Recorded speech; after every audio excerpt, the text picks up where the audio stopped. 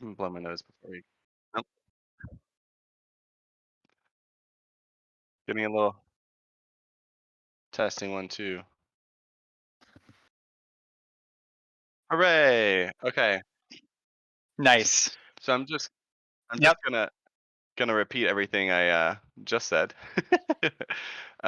So again, hello everyone. This is season 2 scoring ceremony. If you are watching this and you're a tribute, please sign off. This is not for you. You can watch it as soon as you are a dead person. So until that point, please don't watch this.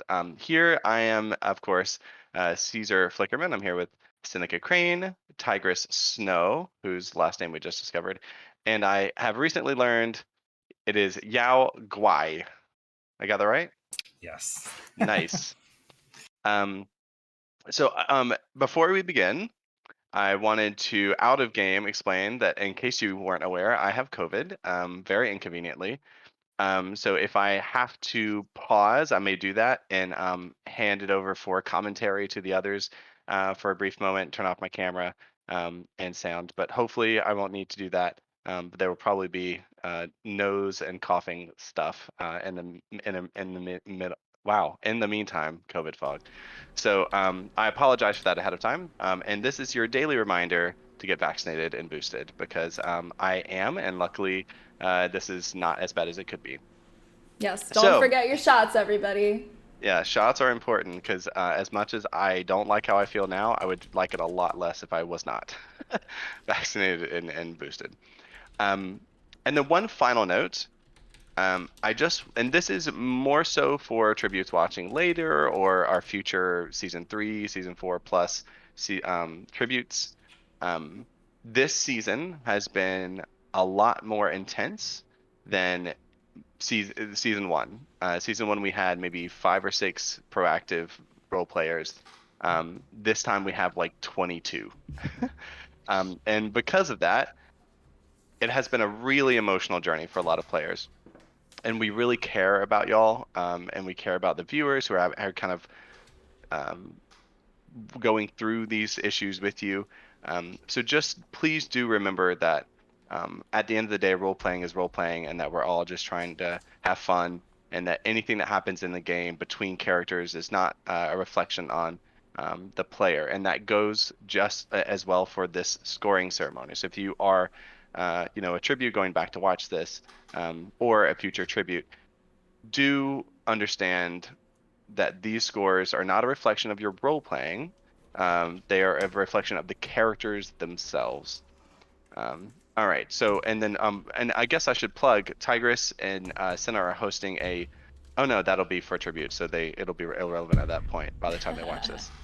But So, for JK. future tributes, we will be making sure that there are outlets for you all to be able to talk to each other out of character and just make sure that your mental health is okay. And for anybody who is struggling, especially if you are a tribute who is going back to watch this after you die, first of all, sorry you're dead. But also feel free to come back, and the game masters are always here. And this goes for viewers as well. If anybody is feeling like there's anything going on that just feels icky, putting you in a weird headspace, we are here for you.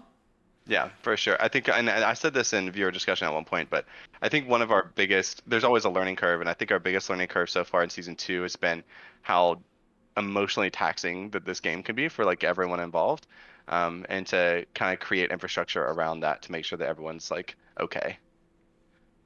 Okay, cool. So now we are going to move into our scoring ceremony. This is how this is going to work. This is partially for people who are not familiar with the Hunger Games, but also we've kind of done some of our own stuff. So tributes have been rated. Tributes have been rated 1 through 12, 12 being the highest, 1 being the lowest. These scores are based on a few things.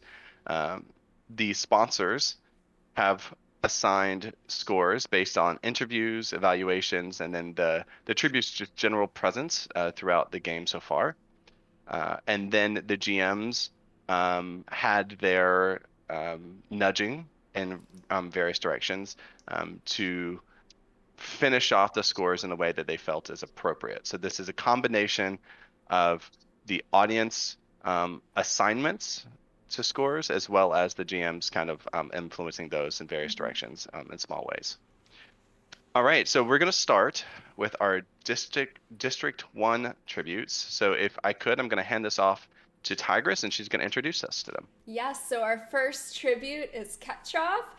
They are part of District 1, and they have made a name for themselves, first in the Barty when they were a human mirror ball, but also in their evaluation. They were able to show off their skills in a stellar way. They have some strong alliances that have formed, and the sponsors seem to love their theatrical demeanor as well. They are certainly going to be a shining star in our games.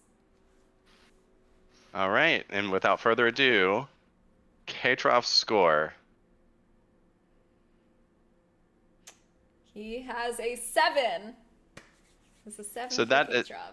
So that's an above average score for Katrov. Is anyone surprised, shocked, not surprised? I don't think I'm going to be able to be surprised until I see what the other tributes have. We have to see that's this true. all relative Some to each context. other, and a reminder that these scores are not everything. So things can certainly change once they get in the arena, because that's where it really matters. Sure, we have a good 4 or 5 days until the games begin. Mm-hmm. Okay, and next why don't we get an introduction of Safiria? All right, Safiria is also from District 1. She is perhaps known as one of the friendliest and best liked tributes among the tributes themselves, but also the sponsors seem to adore her as well. She has used her tattoo gun quite often to win over the hearts of her fellow participants and the viewers. And her evaluation was quite the show, and even included some participation from our very own Seneca Crane. We're curious to see how her connections, coming from sort of the main alliances, treats her in the games. Yeah, I think Safiria is she's been almost like a tangential member of a lot of major power alliances. And then I think she paint with blood in her evaluation? Ooh, she did. Painted with several things, yes. Wild. All right, without further ado, let's unveil Safiria's score. She has an 8. Just one above her district mate. Still both quite respectable scores. All right, we're going to move on to District 2. Introduce us to those for us. I'm not sure which one is first. Yes, so first we have Gresh, who has not really been around the training grounds very much, but he has sort of made himself known, at least with Lorelai and Clementine. His evaluation was unique, to say the least, and he has spent a good portion of time in the wilderness area making tea from plants, and then he stabbed himself, so we're kind of excited to see what he does in the games. In Gresh's interview, he was very suave, and he even played with the monitors behind me, so that was a lot of fun. He was one of the more like sociable, easy to interact with tributes in the interviews, I would say. All right, let's unveil Gresh's score.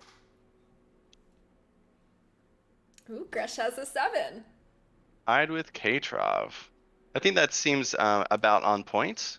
Pretty capable. Hasn't been like the most active. So it's hard to say what Gresh is capable of. Yes. And of course, being active in the training grounds does not mean that you are a better or worse tribute. So I'm very excited to see how some of these quieter tributes end up faring in the arena. And with this season in particular, there's no guarantee that being active is going to be a benefit. I mean, there's been capital D, capital R, capital A, capital N, capital A in the last several days. So yes. Not being involved in that might be a benefit. And our next tribute here might be an example of that. Lana, although she continues to impress the sponsors daily with her, for lack of a better word, audacity, and her courage and determination, she really wants to be this year's victor. But she did get into a little bit of drama with some peacekeepers lately.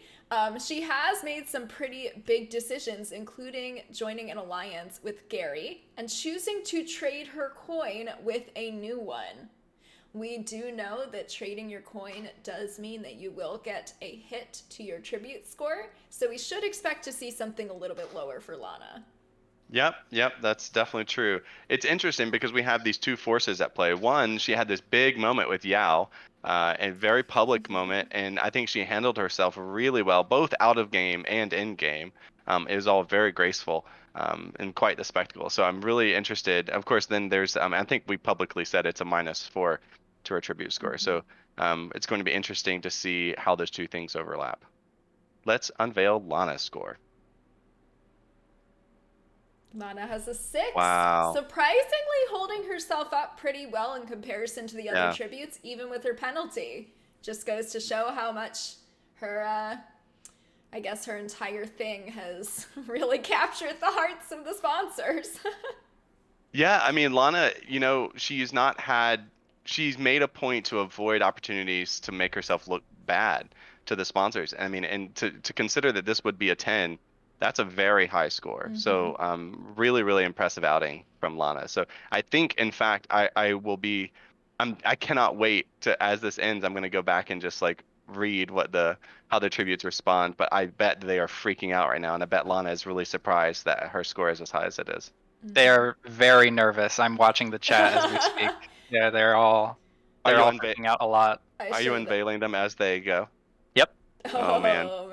Okay, I'm gonna have I to. can't wait. That's I'm gonna have amazing. to put this on so I can watch this. All right, so let's get introduced to our District 3 tributes. All right, District 3. First up, we have Gramnor, aka Gary. He entered the games, probably not one of the leading favorites, but he has quickly become the boy next door for many in Panem. His nightly recaps and his ability to pull at the viewer's heartstrings really set him apart from the other tributes, and everyone, including a few of the tributes, are really rooting for Gary to get back home to Lita. Man, that Gary Lita storyline is and the fact that he writes about it every night. He has this little good night scene every night, and that's been a really touching thing. Gary, his sorry, I didn't mean to continue there, but in the interview, his was so heartwarming. Like every scene he's in, he sort of like is this nervous but capable guy, and really, really likable. So I'll be surprised if it's not. And I honestly don't even remember. I didn't internalize what they were. So I'd be surprised if it's not a higher score, but let's find out. Let's unveil Gary's score. Gary has an 11! Yep. Doesn't surprise me. Not at all. The highest score that we've seen so far, second to highest score possible. Gary is going to be set up very well for his foray into the arena. Yeah, no doubt. This shows how much sponsors are both liking him and also think he's capable. And I think he had a very strong evaluation, if I remember correctly. In fact, one of the strongest in terms of roles. Gary is a really potent threat inside the arena. Yes, according to people my are reacting. Yes. people are reacting to this with alarms. As a siren. Yeah. Yeah, I was gonna say my spies who are out there in the room with the tributes right now have told me that Gary dropped his water cup in shock when he saw his score. Oh man, I bet he's gonna freak out. Oh, I cannot wait to read this. Oh, God. Okay. All right, let's meet our next district. Next District 3 tribute. Tiberius is our next tribute. He came out strong with a very theatrical presence and personality, but unfortunately he did not complete his evaluation. Yeah, it's unfortunate. I mean, the truth out of game, the truth is that like this is a really involved, intense role-playing game that lasts a long time, every single day, and people like Seneca and I in the middle of season 1 had to move and push things on put things on pause for weeks on end. It's a hard thing to do, so it's understandable, and I have been told that Tiberius is expecting to be back for the bloodbath, so we're gonna cross our fingers for that. Yes. So We let's wish the best for him. We do. Yeah, absolutely. So let's unveil Tiberius' score. Tiberius has a Wow. 7. Just goes to show how important those sponsors are. Yeah, I mean that's shockingly high for someone who didn't complete their evaluation. That's higher than a couple of the tributes that we've seen so far. In the first couple of days of sponsor voting, he was a runaway favorite. Yeah, and I think if and when Tiberius were to come back, he'd still stand a pretty good chance. All right, let's meet our District 4 tributes. All right, first up we have Pearl. She is another that has not really made an appearance much in the training grounds. She tends to prefer to keep to herself. She does have the potential to do very well, but Panem has not really seen enough of her to have the sponsors really form a bond with her just yet. In her evaluation, she demonstrated use of very impressive magic, which is making us very anxious to see more. Yeah, I mean, Pearl is obviously a very capable tribute, but let's say that she's shy in game. Mm-hmm. All right, let's unveil Pearl's score. Pearl has a 4. So this is, I guess, an instance where you can see how important it is to get those sponsors to like you. So hopefully she can build that relationship with the sponsors and maybe get some of their favors when she's in the arena. Yeah, Tiberius at least had a chance to build that dynamic before they had to step away. But with Pearl sort of been intermittent, and what we have seen from Pearl has been really impressive role playing wise. But again, I think it all comes down to what you're saying, just the relationship. All right, let's meet the next District 4 tribute. All right, I'm gonna probably butcher this pronunciation. I think that it's Vargak. Is that how they said that they wanted the I think name pronounced? they said that they originally thought it that way, but then when it was proposed that it might be a they thought that sounded better. So Vargash. Yeah. All right. So he is strong and has made this very clear with his weapon proficiency in his evaluation.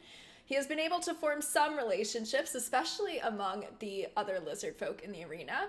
And as a paladin, his use of magic is going to make him very powerful while he is in there. He is our first ever paladin. Mm-hmm. We are very Oh, wow. excited about it. And our only paladin this season. Mm-hmm. All right, let's unveil Vargash's score.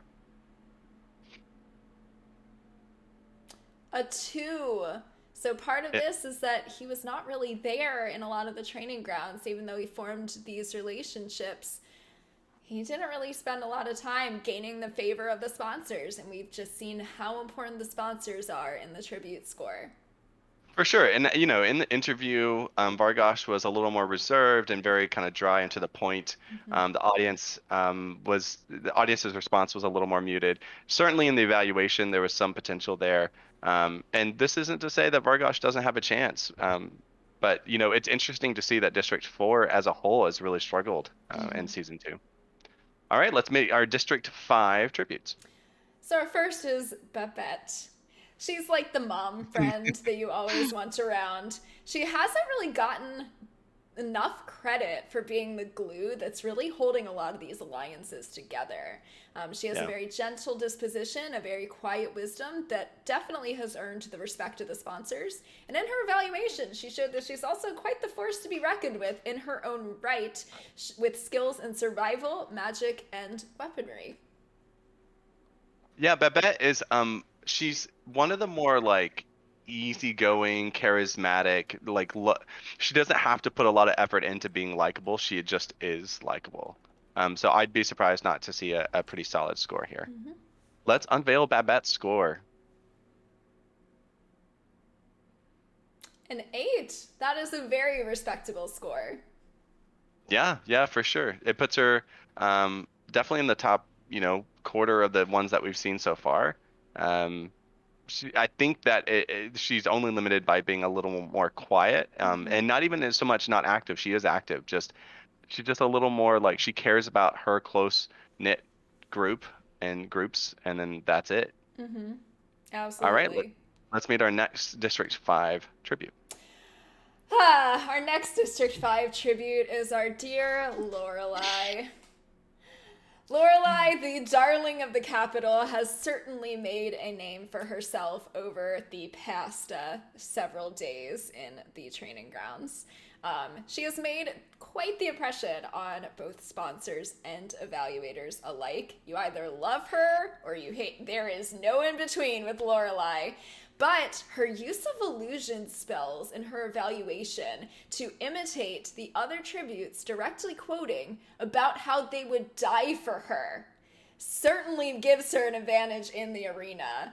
And with her other very powerful magical abilities, she is certain to make it very far in the games. Man, that's the thing. Like, outside of the individual abilities, which there are plenty of, there, I would argue that there probably isn't a better storyteller in the game. She is really both, and I mean even as a tribute. So I'm not judging people's role playing, but like her as a tribute, she knows who she is. She knows the story that she's telling the sponsors, and that is just really really potent.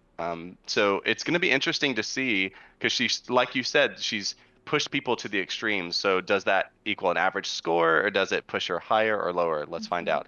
We're going to unveil now Lorelai's score. A 7. So I think that her controversy has pushed her sort of towards the middle of the pack.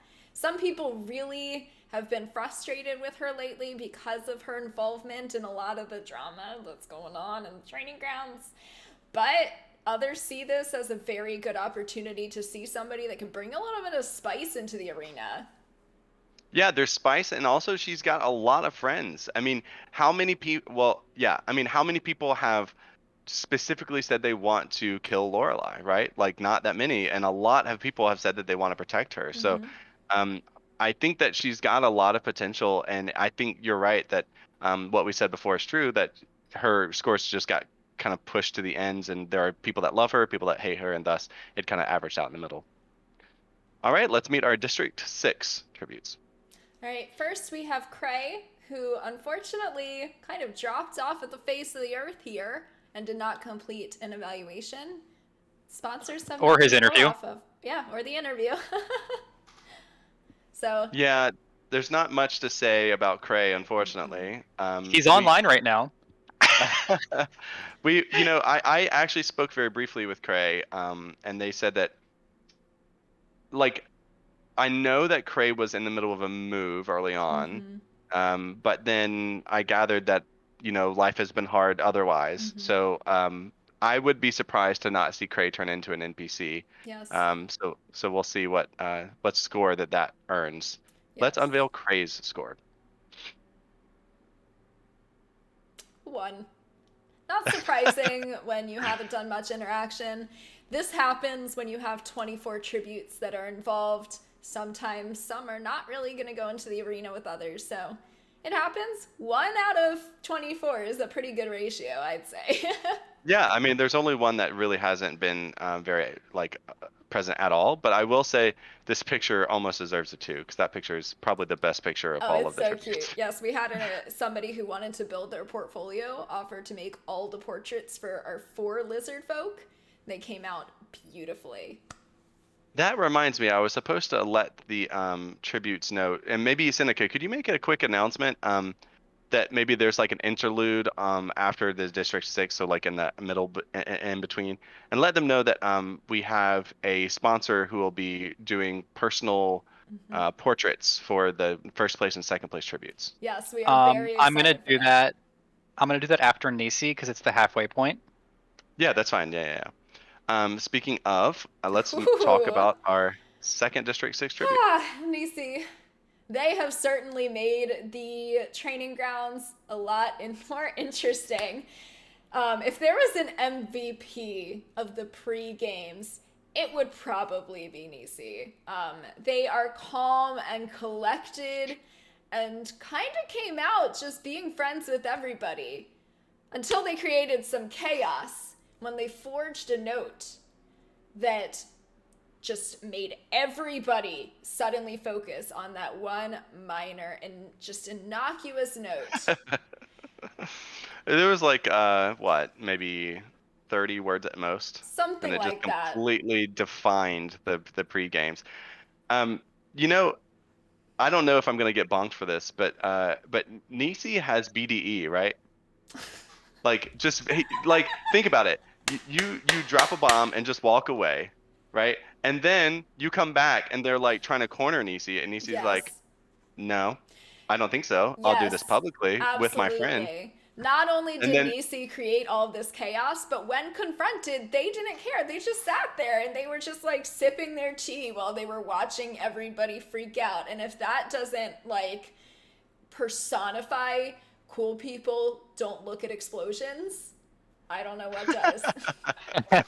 yeah. Nisi has been absolute standout, so I'd be surprised not to see a high score here. Yes, So Did they show go up ahead. in time to win over the sponsors, though? that's true. That was a very late development. That was. Oh, yeah, that's a fair point. Um, the interview was a pretty low key event, and I placed the evaluation right off. Ready? Yeah, sure. Let's unveil Nisi's score. A 9. Pretty solid. I Yeah. think that first of all, that's very high, right? Like, let's not detract from that. Very high. I think had this happened earlier and Nisi been a little more active with it, I would not have been surprised to see even something higher. But still quite a strong score. Yes. All right, Seneca. So you're gonna let them know about the out of game prize, right? Yes, one of All our right, awesome. sponsors has generously offered to donate 2 custom art pieces. The first will be a full portrait of any character that they want, full color, beautiful artwork for the winning tribute. The tribute that comes in second place will get a headshot. So very generous. Really excited to see what ends up coming out of that, but her name is Aurora. She is one of our sponsors. She's fantastic. So thank you, Aurora, for offering to donate a prize. Yeah, big shout out to Aurora. And I would also add that I would be surprised if in season 3 this doesn't become more of a trend and we see like more sponsors wanting to offer these sort of like, priceless in both literal and figurative ways gifts to the winners. Yes, and it is very appreciated because I do not know how to paint, so I certainly can't do anything. So I could write them an algorithm. That's about there it. you go. Yes. I can give All right. them encouraging words, and that's about as far as I can go. You're very good at that, Oh, Tigers. thank you. So let's get to know our District 7 tributes. Oh, Seneca, just as a correction, she did not draw the lizard folk portraits. She is a good man. Oh, but Aurora is the one offering. Yes. Okay. 2 different artists who have generously offered their services. Never mind. I'm editing this now. Just wanted to clarify. We have had 2 wonderful artists, and I can't wait to see what comes out of having good relationship with these artists. Okay, so for our District 7 tribute. All right, first we have Flower, our sweet, poetic, emotional bard. Flower's name has been on the lips of many in the capital lately. His connections to the main alliance and his relationship with Lore have placed him in the middle of a lot of drama, but he seems to show that there's a little more to him than writing love songs. And over the past couple of days, he has seemed to kind of be going his own way. So he is absolutely going to be one to watch in the arena. I don't think Flower is done yet. Yeah, no, for sure. Flower's one of the more interesting tributes out there in so many different ways. I think early on, I think he might have lost a little bit of interest from the sponsors simply because he was very like lovey-dovey. And then and to be fair, writing these like original songs all the time as a role player, so impressive.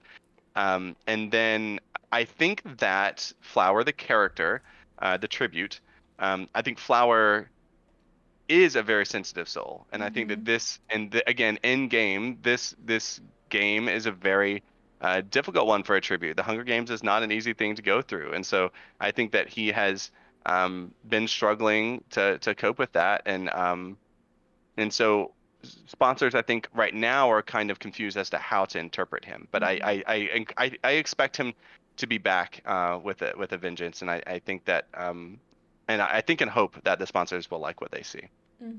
So let's unveil Flower's score.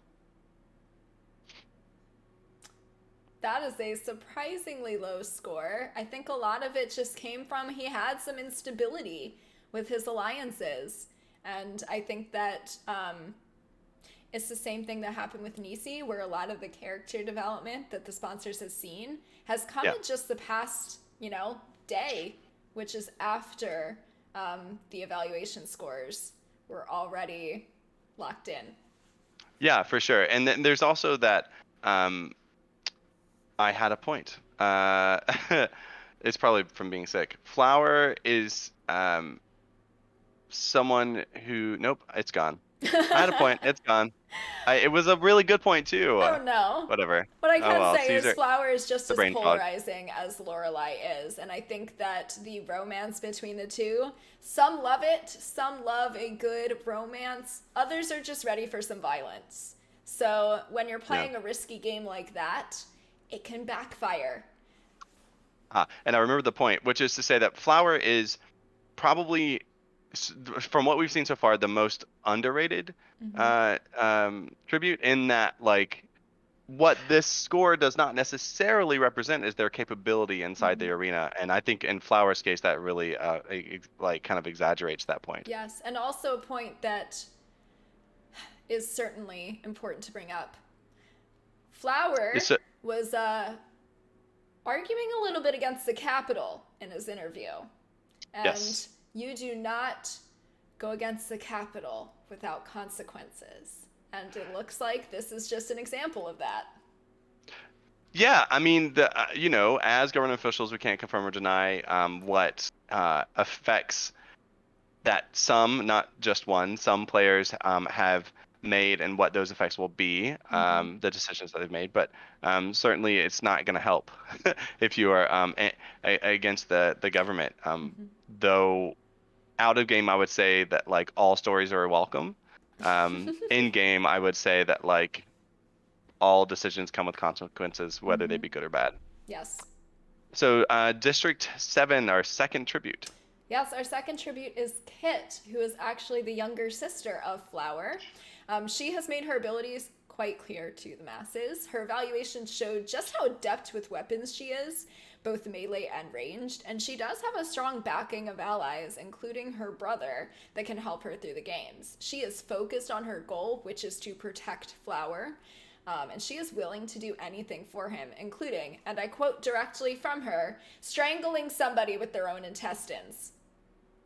Yes, that was quite the moment. That was that caused a bit of a scene as well. Mm-hmm. You know, Kit, Kit, I think I would be surprised, and again, don't remember. I genuinely don't remember. I would be surprised not to see Kit not get like a middling score, only because with tributes that are actively saying that they don't want to win, Mm-hmm. it's hard to justify a higher score as a sponsor. But she's had a very clear character, a really nice, kind of pleasing, um, scary even um, evaluation and interview. So let's unveil Kit's score. A 9. That's higher than I expected. It is, I think that she has won the hearts of the sponsors because she is so focused on helping her brother win. And she is pro capital. You always Yeah, go with the capital. yeah, it's always gonna help. Mm-hmm. Yeah, I'm surprised, but I'm not. I don't think that it's a bad score. I mean, I think Kit is a Mm-hmm. really capable, scary tribute inside the arena. Oh, yeah.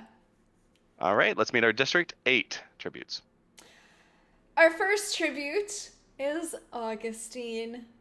Sweet Augie is fast, strong, and very powerful. His evaluation showed that he has quite a lot of physical strength, but he is also a wizard. So he also has some incredible magic abilities that I am very much looking forward to seeing in the arena.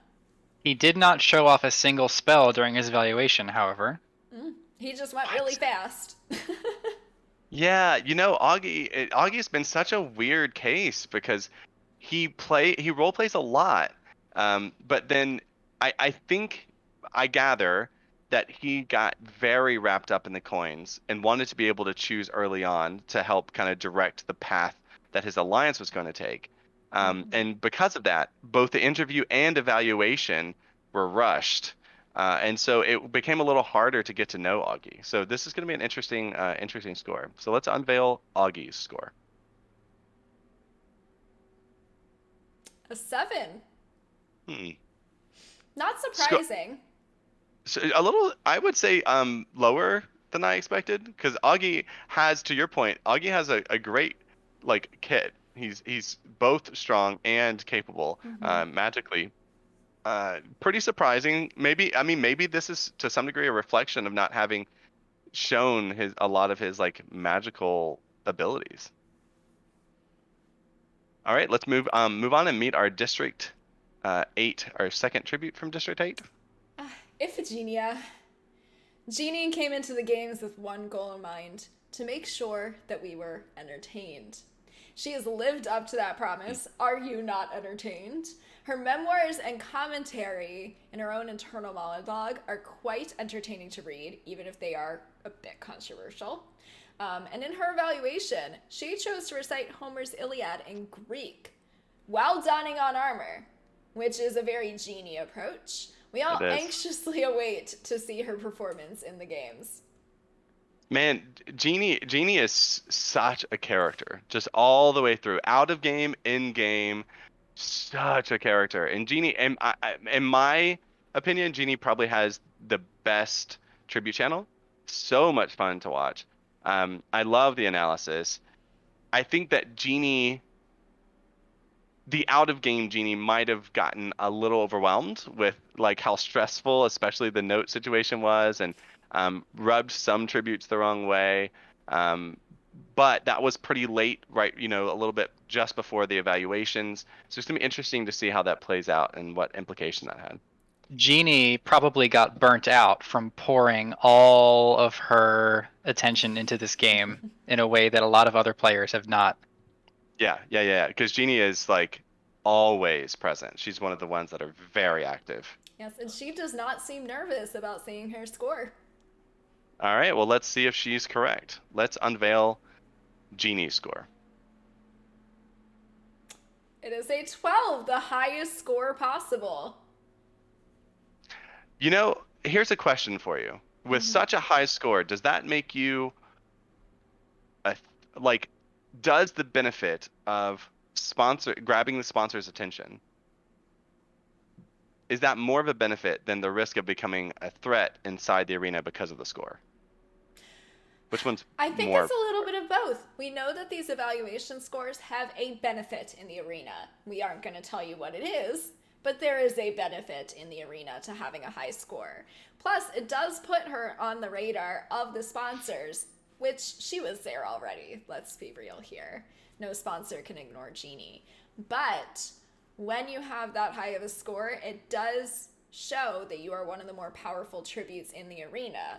So we may see some tributes change their strategy around to try to get rid of her as soon as possible. Because we also know the longer you're in the arena, the stronger you get. So there might have to be a lot of strategizing to try to get her before she gets too strong. Sure, yeah, that's true. You know, she I did it again. I think it's the brain fog stuff that they talk about. Anyway, um she has done a good job playing under the radar so far. She's part of a major alliance. She Mm-hmm. is crucial in a lot of different alliances, and yet she's managed to stay under the radar, not causing too much drama, except for the one big blowout with Flower. And you know that might really play to her benefit, especially with having such a high score. She'll be among the most prominent tributes coming out of tonight.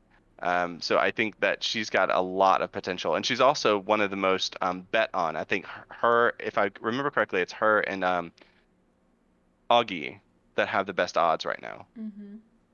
Yeah, so All we'll see right, how that plays out. was that our first or second District 8?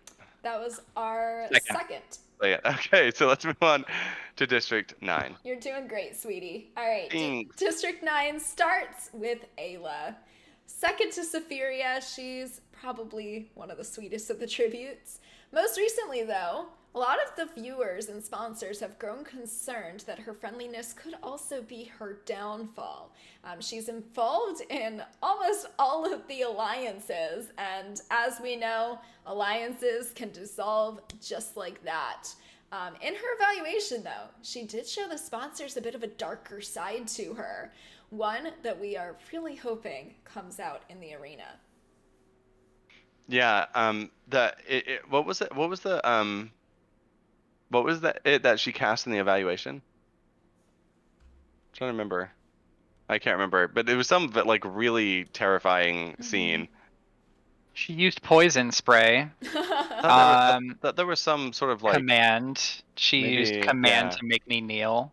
That was a big moment. I mean, right? That was probably the biggest moment of all of the evaluation. And like Absolutely. played it off really well. It was really tense but harmless. That was a really really fun scene. Yeah, she's a She fun tribute. she did not take her coin though. That was the next one, right? And that was not Ayla.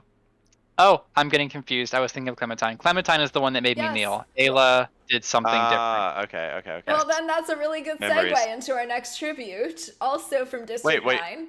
We first got to unveil the score Oh, yes, of course. for Ayla. So I'm let's go getting ahead ahead and of unveil myself. Ayla's score. It's an 8. A very solid, respectable score for a very solid, respectable tribute, I think. Yes. It looks like Yao. Are you applauding for all of them, or is Ayla one of your favorites? Ayla's one of my favorites. Oh, we got some bias from our government here. She's great. I think we're safe to be biased Oh, to yeah. some degree. I'm so biased. Yeah, and it's very understandable for Ayla to be a favorite. She's Yes. really great tribute. All right, so let's talk about our next District 9 Oh, tribute, yeah. Clementine. I'm going to be very interested to see this score because Clementine has made a name for herself and not necessarily in the way that I think that she wants. Again, you do not want to cross the capital. And Clementine, a very powerful warlock, has certainly got a bit of a target on her back now. From the capital, at least. She is friends with a lot of tributes and has their support, but in her evaluation, she did use a lot of magic on Seneca, including making him kneel. And when she picked up her coin, she threw it back in the room and she left, which is clear disregard of the wealth and riches of the capital, and I'm sure that there are going to be some consequences. He gave me quite a hard time Yeah, near the end of that. She what to say? Seneca, I'm gonna leave this to you. I have only so much to say about it. Yeah, She did not cooperate as much near the end of the evaluation, though I was impressed by the majority of what she did before that point. yeah, as she's an interesting one with regards to role play too. She's played sort of like Jeannie in that she's tied to a lot of powerful alliances, but not being at the forefront of them insofar as to kind of catch a lot of flack for it. So let's unveil Clementine's score. A 7. Looks like the capital did not have much of an impact on her score. You know, what to say and what not to say. I think this much has been publicly known. It is known that the coins hold some sort of magical power, and one might assume that having a coin would be beneficial. So it might be an unfortunate thing for Clementine that she does not have that coin on her, and that's all I'll say. All right, so we'll move on to District 10 tributes. Before I say it, I want to say something hilarious that was brought Go up for in it. Twitch chat. Seneca wants their hands rated C for Clementine. Seneca's gonna get his revenge. All right, District 10. First, we have Becky. She made a massive statement in her interview by appearing in a dress made of meat, and she has lived up to that impression. She has such a powerful energy around her, and she is the sibling of Uka, who also is quite powerful in her own right. Both sisters have plans for the other to win. So this is going to be really interesting to watch play out in the arena. Sure, yeah. I think am I crazy? I think Yuka has plans for them both to win, Mm-hmm. and then Becky has she's more realistic and has plans for just Yuka to win. Mm-hmm. Yeah. Becky is just a darling. I've kind of drawn this parallel between Becky and Pollen, and then Rowan and Yuka. Um, and of course, them all being aligned is like part of Mm-hmm. that. But certainly Becky was very like engaged and a lot of fun to interview as well. So let's unveil Becky's score. A 9. That's impressive. I mean, that's for someone who I'm trying to remember, how did the evaluation go? Do we remember right off? I don't think that she did a lot The in the evaluation to set herself apart. What are you saying, her Seneca? her evaluation was pretty brief. Yes. So this is impressive. It might I wonder if this is a reflection, not to say that Becky isn't capable, she absolutely is. I wonder if this is a reflection of her alliance, because I think it's no secret among us viewers that and the government officials who watch the viewers that that sort of like Becky, Yuka, Paul, Rowan alliance is and Babette is one of the more probably the most popular alliance. Mm-hmm. So I wonder if it's just by association. So I guess we'll find out. So let's discuss our second District 10 tribute. Uga. She is quite quickly becoming a fan favorite around the capital. She is very young, but do not let that make you count her out. She is a very smart and very capable rogue. She was the only one to discover the author of the infamous forged note. Nobody else was smart enough to figure it out. She used that as leverage to form a non-aggression pact between her alliance and the other big alliance that surrounds Lorelei. So we're ready to watch her get into the games, and she's ready to get in there to acquire more bones for her collection.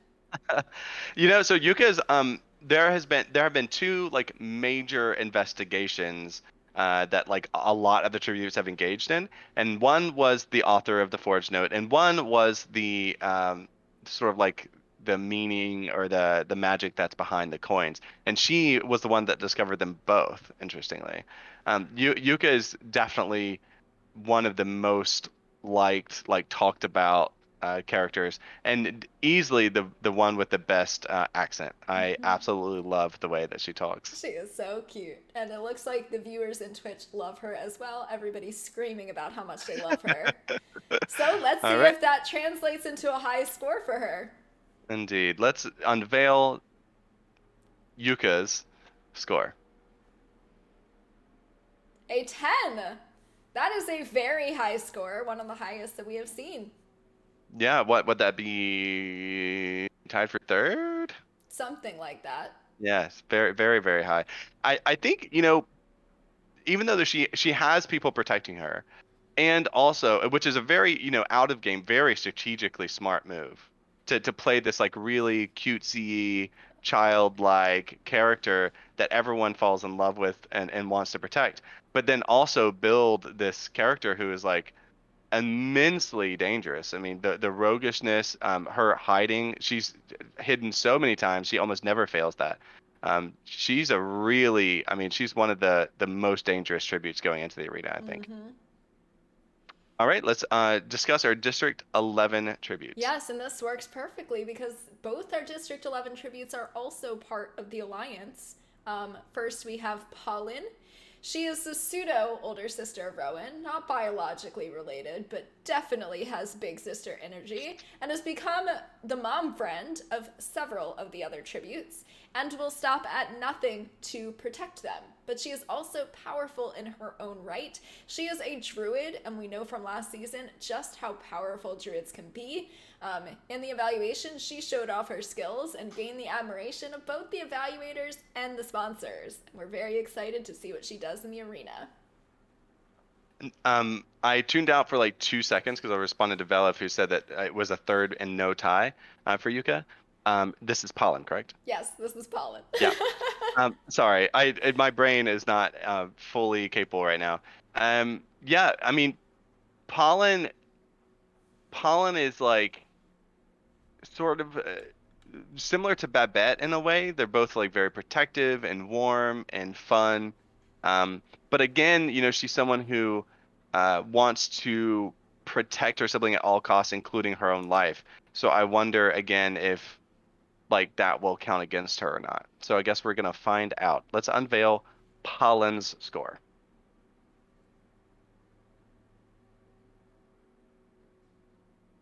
An 11.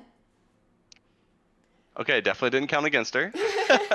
Yes, I am not surprised. I think a lot of people have fallen in love with Pollen, especially because she is just very sweet, but shows that she is motivated as well to do some damage in the arena. Yeah, no doubt. I mean, Pollen has a really great mix of being both sweet and likable, but also deadly. She almost sort of like she reminds me of who the Capitol was trying to build character-wise for the real life, I guess not real life, the book, The Hunger Games, Katniss. Like they were trying to build this like very sweet, lovable but deadly kind of character, and I think that is really so I think Pollen is the Katniss of the season 2 Hunger or HG5e. Yeah, and she plays it well. She doesn't think that she's the Katniss, so she has this endearing quality about her where she's humble, and I think a lot of people respond to that well. Yeah, for sure. All right, so let's discuss our second District 11 tribute. Yes, oh my goodness, what can we say about our next tribute, Rowan? I think we can all agree that she is a huge favorite to win it all. She is this tiny little gremlin, came in with a lot of humor and tenacity, showing the viewers and her fellow tributes that she is a force to be reckoned with. Her evaluation, I think, shocked us all, especially Seneca, who had no words and just stared down at her, mouth agape. And I think a lot of us had that impression too when she finally said the F word for the first time. So if Rowan can say the F word, what else can she do in the arena? Yeah, Rowan is, first of all, the second best accent among all tributes, I think. Maybe tied for first. And she's put a lot of work and thought into her role playing. I think the player's role playing is really spectacular. And again, sort of like Jeannie, the storytelling to craft this character who is both fierce and vulnerable, and then to show up in the evaluation, and then to do what she did, is just a really impressive, like, standout moment. So she's a really, really impressive character. Yes, Let's- absolutely. Let's unveil Rowan's score. She has an 11. Both of the District 11 tributes got 11s. I love that. It works. Interesting. That also makes them our highest scoring district. There we Yeah. go. And I suspect it's not close. Mm-mm. Yeah, that's incredible. I mean, that might be a record actually in terms of seasons for a long while. Like I will be surprised if we see anytime soon another season with a combined district score this high. This is they're a really potent couple. Yes. And again, just like Jeannie, I wonder if this is going to bring them more into focus, particularly for the Power Alliance. Yes. All right, let's absolutely. discuss District 12, our final district of the night. All right. First from District 12, we have Ash. They are a quieter tribute, but their lack of involvement in the drama of the training grounds should not count them out. I think that they have shown just how. Oh, we lost Seneca. I'll just keep going while we wait for him to get back. I think that in their evaluation, they showed just how powerful they are, especially since they are a changeling, and in their evaluation showed how they can convincingly change themselves to look like any tribute. This could prove to be a very interesting strategy when we come into the arena. Yeah, it's really in fact, it's caused a lot of conversation among the government officials. Like, with changelings, do we build a structure going on to future seasons where tributes have the ability to kind of hide things like their race and class? And so, because I think from what I gather, it's going to be a big part of Ash's approach to take the persona of other tributes. Yes, absolutely. And it's going to end up being very interesting to see if they're able to do that convincingly. There's going to be some opportunities for it for sure, especially if there are situations where alliances are separated. That could be a very good opportunity for Ash to come in. We are currently waiting on our graphic to come back. It'll be that's back, fine. I promise. In season 1, interestingly, we had actually some shape-shifting going on, or disguise work, magical disguise work.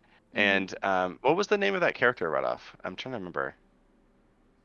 Zosa. Zosa, that's right. Zosa mimicked Ethan, of all people. And it worked there for a little bit. And again, I think if we had had a system, out of game system, to hide the characters, if they weren't DMing, and that's a big if, it would have been very difficult. That would have been a really fun scene, I think.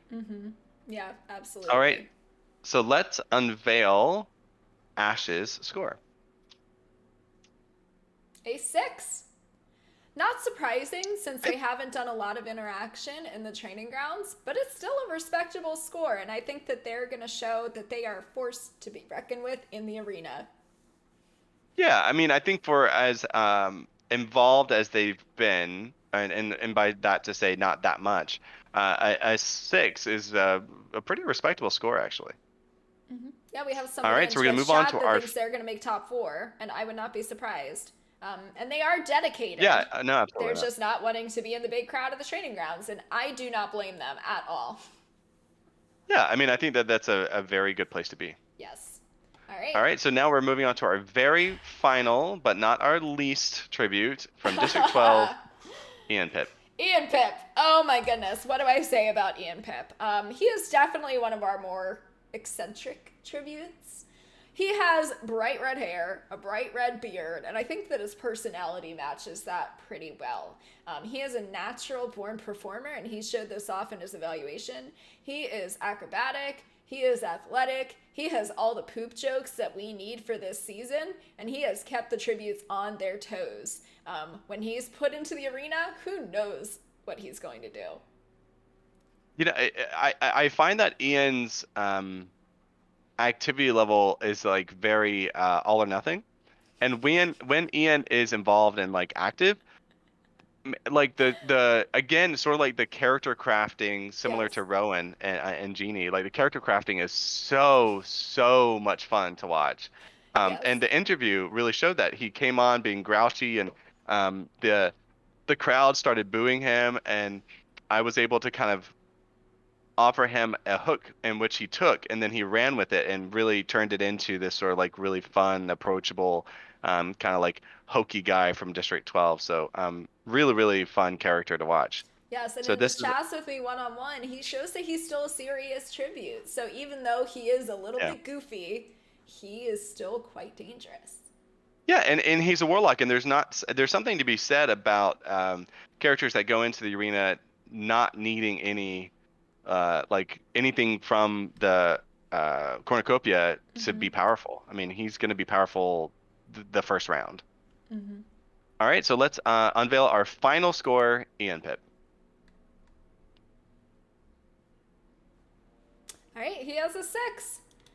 Does not surprise me.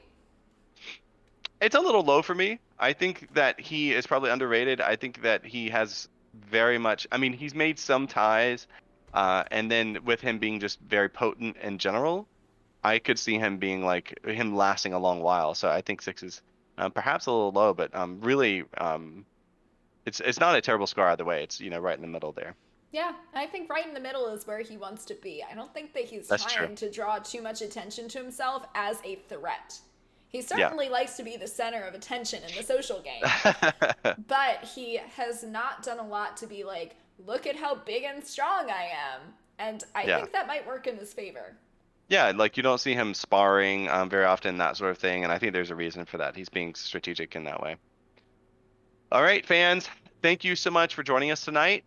This was our scoring ceremony. Again, the bloodbath is coming up on Sunday. I believe that's December 27th. Can someone December? It's not at all December. March 27th. Yes. Yeah. We will have timing to you in the next day or two, hopefully. Not hopefully. We'll definitely have timing to you very shortly. I think the plan was tonight, Seneca, is that correct? Yes. Okay, cool. So you will see the time for the bloodbath in the beginning of the games shortly. That will be on Sunday. So clear your schedule. If you have other plans on Sunday, get rid of them. This is our big moment, the beginning of the games. Thank you so much for joining us. Thanks for being part of the Twitch. Give us a follow. Yes. Of course, we have a Patreon as well. I have Yep. a very small shout out that gets into our Patreon. We're going to have our first Patreon benefit D&D one shot. This is a benefit that you get by joining our Patreon. So I am going to be running the House of Lament, which is a ghost story of intrigue and investigation. And it will be very interesting to watch. It is going to be broadcast live on this channel on Saturday at, I believe, 6 p.m.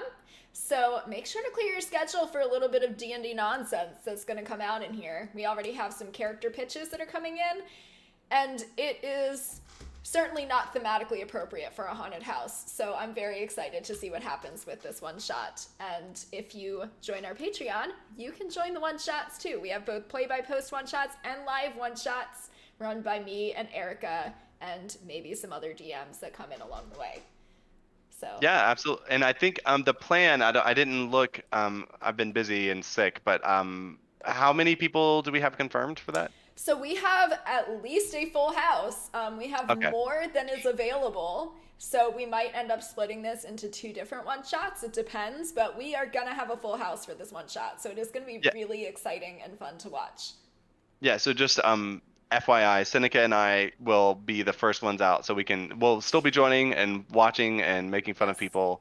I think there's but spot we for wanna one make of sure. you, potentially, unless somebody else comes in. So you might just Well, have to fight to the death. What that means is that there's room for someone to join the Patreon. Yes, there is. And then, before Saturday. Yes. All right. Well, thank you, everyone. Please join us on Saturday evening at 6 p.m. Eastern Standard Time so you can watch us get silly. If you'd like to join, again, if you'd like to kind of be a part of one of these one shots, you're welcome to join our Patreon and become a VIP. In the meantime, it's been a lot of fun. We love you, Penem, and we will see you again on Saturday. Bye, everybody. Bye.